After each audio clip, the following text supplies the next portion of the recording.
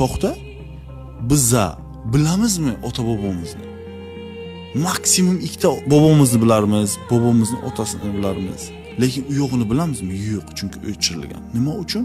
Yo'limizni yo'qotishimiz uchun. Yo'lini yo'qotgan insonga yo'l ko'rsatish oson. Agar siz otangizni bilsangiz, bobongizni bilsangiz, bobongizning bobosini bilsangiz, ular sizga qayerga borishni napravit qilib o'tiradi. Bilasiz ularni nima qilgan, nima ularning qadriyati bo'lgan.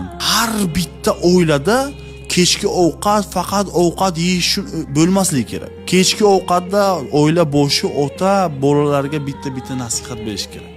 Tushuntirish kerak. San bacham, seni g'ururing, meni g'ururim. Seni yuzing, meni yuzim. San parod qilsang bacham, senga gap kelmaydi. Tarbiya berganingga gap keladi. San bacham o'l-chi o'sha yoqqa, lekin g'ururingni sotib kelma bacham. Men o'lsang omin qilaman, lekin qaytib kelsang o'zim o'ldiraman deyish kerak. Menga otam shunday deydi.